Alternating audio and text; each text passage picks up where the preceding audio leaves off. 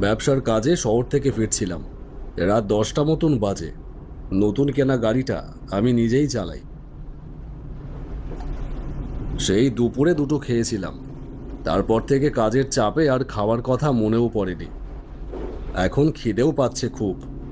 একটু সামনেই একটা ভাতের হোটেল আছে, সেখানে গিয়ে গাড়িটা দাঁড় করিয়ে কিছু খেয়ে নেব।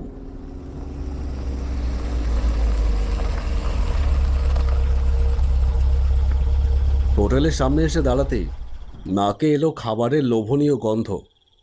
যাওয়ার সময় এই হোটেলটা দেখে গিয়েছিলাম। আমার শহরের বড় বড় হোটেলে খেতে একদমই ভালো লাগে না। অনেক লোক, ক্যাচাবেচি, এইসব হলে খাবারের স্বাদটা ঠিক মতন অনুভব করা যায় না। আর এই হোটেলটা বেশ নির্জন জায়গায়, তাই ভেবেছিলাম ফেরবার সময় এই হোটেল থেকে খেয়ে যাব। কিন্তু ফিরতে ফিরতে রাত 10টা বেজে যাবে সেটা তখনও বুঝতে পারিনি। যাই গিয়ে দেখি কি খাবার পাওয়া যায়।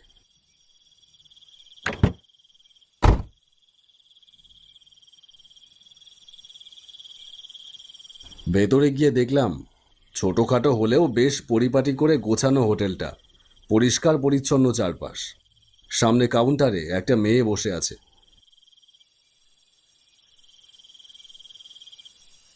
সেখানে গিয়ে বললাম, ভাত পাওয়া যাবে?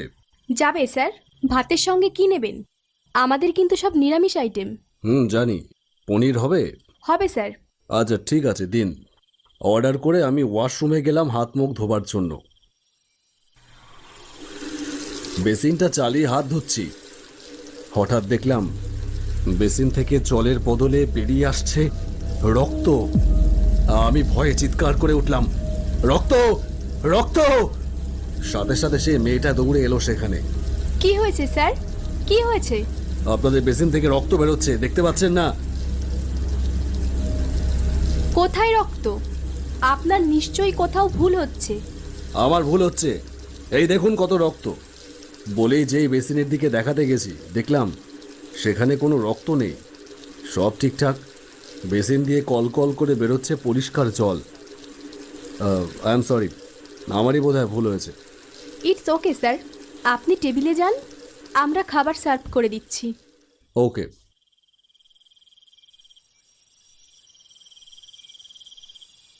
আমি টেবিলে এসে বসলাম। একজন লোক এসে খাবার দিয়ে গেল। এক থালা গরম ভাত, বাটিতে ডাল, একটা সবজি আর পনিরের তরকারি। খাবারের গন্ধটা বেশ সুন্দর, নিশ্চয়ই রান্নাটাও খুব ভালো হয়েছে।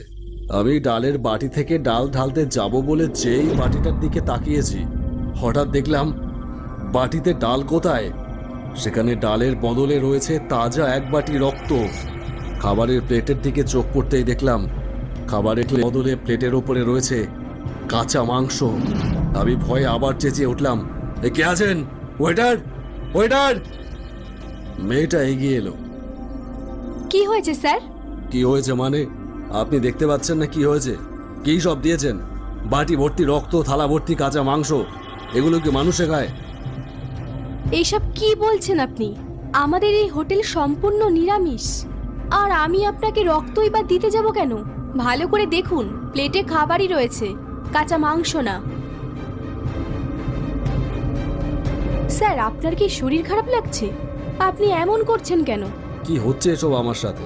আর কেনই বা আমি সব জায়গায় রক্ত দেখতে পাচ্ছি? হঠাৎ আমার চোখ গেল কোণার দিকে টেবিলে বসে থাকা একটা লোকের দিকে।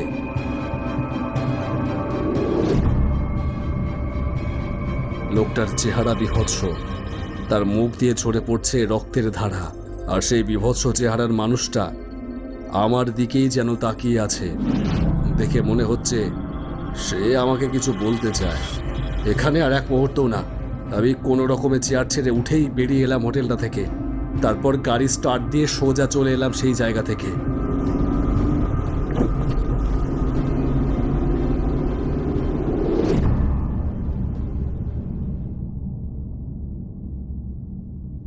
হ্যালো সতীশ, আজকেও আবার? কি বলছো? আবারও? হ্যাঁ, আবারও রক্ত, কাঁচা মাংস। এরকম রোজ হতে থাকলে তো এই হোটেল চালানো মুশকিল হয়ে দাঁড়াবে। তুমি চিন্তা করো না, আমি আসছি কালকেই। হ্যাঁ, তাই এসো, না হলে আমি একা একা সামলাতে পারছি না। আপনি চিন্তা করবেন না, আপনার মেয়ের ওপরে যে আত্মাই ভর করুক না কেন, তাকে টেনে বার করবার দায়িত্ব সমরেশ মুখার্জির। তাহলেই আমি নিশ্চিন্ত হই স্যার। সেই আত্মা আমার মেয়েটাকে একেবারে শেষ করে দিচ্ছে। আপনি দয়া করে কালকেই আসুন স্যার। ঠিক আছে, আমি কালকেই যাব। আপনি আমাকে ঠিকানাটা পাঠিয়ে দিন। আপনি বাগদা রোড ধরে ধর্মপুর আসলেই হবে। ধর্মপুর বাজারের ওপরেই আমার বাড়ি, নিশিকান্ত রায়। ওই নাম বললে যে কেউ দেখিয়ে দেবে। আচ্ছা ঠিক আছে, আমি আসছি কালকেই। ধন্যবাদ স্যার, অনেক ধন্যবাদ আপনাকে। পরের দিন সন্ধ্যার পর বেরিয়ে পড়লাম ধর্মপুরের উদ্দেশ্যে। আমি পেশায় এবং নেশায় একজন স্পিরিচুয়ালিস্ট। অশরীরী আত্মা নিয়ে গবেষণা আমার কাজ, যেগুলোর বিজ্ঞান কোনো ব্যাখ্যা দিতে পারেনি। আমার কাজ বিজ্ঞানের সাথে সুপার ন্যাচারাল পাওয়ারের একটা কম্বিনেশন ঘটানো, আর তাতে আমি 70% সাকসেসফুলও বলা যায়। এখনও এমন অনেক অতিপ্রাকৃত শক্তি আছে যা থাকে আমাদের চারপাশেই, কিন্তু যাকে বশে আনা কঠিন। আরও অনেক বেশি সাধনা লাগবে তার জন্য। বাগদা রোডে ঢুকে একটা হোটেলের দিকে চোখ পড়তেই গাড়িটা থামালাম।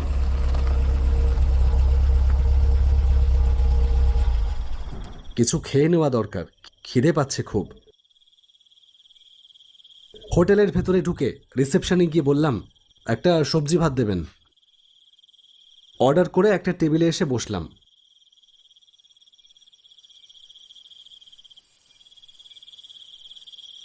আর তারপরই পকেটে হাত দিয়ে দেখলাম ফোনটা গাড়িতে ফেলে এসেছি। উঠে বেরিয়ে গেলাম সেটা আনবার জন্য। এ কি, উনি গেলেন কোথায়? হাত মুখ ধুতে গেছেন হয়তো। খাবারটা টেবিলের ওপর রেখে যেই সামনে তাকিয়েছি, অমনি আমার পিলে চমকে উঠল ভয়ে। এ এ কাকে দেখছি আমি সামনে? না না না! আমার চিৎকার শুনে মল্লিকা ছুটে এলো। কি হয়েছে সতীশ? কি হয়েছে? এ কি? ওরে বাবা, এ কে? এ কি করে হয়? তুই তো মারা গেছিস আজ থেকে 4 বছর আগে। মারা গেছি না তুই মেরে ফেলেছিস? সতীশ, এসব কি হচ্ছে? আমি তো কিছুই বুঝতে পারছি না। আমাকে আমাকে ক্ষমা করে দে দাদা, আমাকে ক্ষমা করে দে। ক্ষমা? তোকে ক্ষমা করা যায় না। ইনি তোমার দাদা সতীশ? তুমি খুন করেছো এনাকে? হ্যাঁ, ও খুন করেছে। শুধু আমাকে না, আমার স্ত্রীকেও। ও নিজের হাতে খুন করেছে, শুধুমাত্র সম্পত্তির জন্য। ওকে ছেড়ে দে সতীশ, ও লেগে যাবে। তোর সম্পত্তি চাই তো? ঠিক আছে, লিখে দিচ্ছি। সব সম্পত্তি আমি তোর নামে লিখে দিচ্ছি, তুই ওকে ছেড়ে দে। মুখে বললে তো হবে না, আগে ওই পেপারটায় সাইন করো, তারপরে তো আমি বৌদিকে ছাড়বো।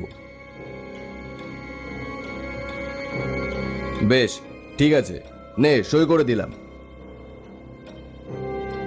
এবার তো ছাড়। পাগল, ছেড়ে দিলে তুই তো বাইরে গিয়ে পুলিশকে সব জানিয়ে দিবি। আমি কি তোকে চিনি না ভেবেছিস? তাই তোদের ছাড়া চলবে না। কথায় বলে না, শত্রুর শেষ রাখতে নেই। না!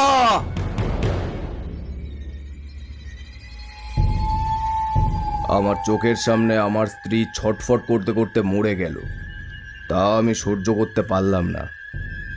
আমিও হার্ট ফেল করে মারা গেলাম সাথে সাথে। আজ আমার দিন সতীশ, আজ আমি প্রতিশোধ নেব। তুই যেমন আমার চোখের সামনে আমার স্ত্রীকে মেরেছিলি, আমিও তেমন তোর চোখের সামনে তোর স্ত্রীকে মারব।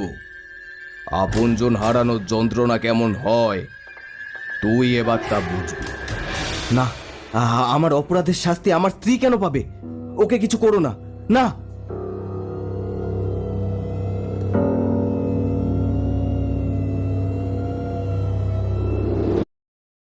Trendy lips under 699. Where?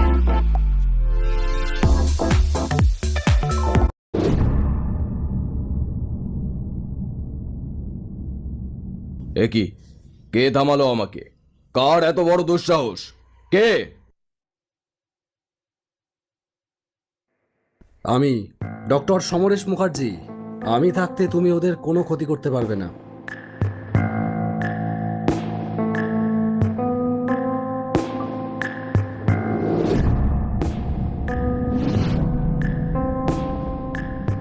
দাদা দাদা, আমাদের বাঁচান, ও আমাদের মেরে ফেলবে। ভয় নেই, আমি বাইরে থেকে সব শুনেছি। ভয় পেও না, ও কিচ্ছু করতে পারবে না। তুই সরে যা, আমাকে প্রতিশোধ নিতে দে, না হলে আমি মুক্তি পাবো না। আর ওর মতো জানোয়ারের বেঁচে থাকবার কোনো অধিকার নেই। আমি জানি ও অন্যায় করেছে, কিন্তু ওকে শাস্তি দেবে আইন। আইন? সেদিন কোথায় ছিল তোদের আইন, যেদিন আমার চোখের সামনে আমার স্ত্রীকে ও খুন করলো? কত স্বপ্ন ছিল আমাদের, এই হোটেলটা আমরা দুজন মিলে তিলে তিলে গড়ে তুলেছিলাম। বিয়ের 7 বছর পরও আমাদের কোনো সন্তান হয়নি, তাই সন্তানের আশা আমরা ছেড়েই দিয়েছিলাম। আমরা এই সতীশকেই নিজেদের সন্তানের মতো বড় করে তুলেছি, লেখাপড়া শিখিয়ে মানুষ করেছি। ভেবেছিলাম একদিন সবকিছু ওর নামেই লিখে দেব। দাদা, তুই চুপ কর, তুই আমাকে দাদা বলে ডাকবি না। আমি তোর মুখে দাদা ডাক শুনতে চাই না।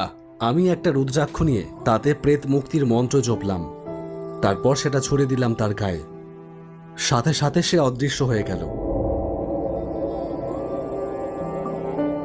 মুক্তি লাভ করে সে যাত্রা করেছে অনন্তের পথে। সতীশের স্ত্রী সতীশের নামে থানায় গিয়ে অভিযোগ জানায়। বিচারে সতীশের যাবজ্জীবন কারাদণ্ড হয়।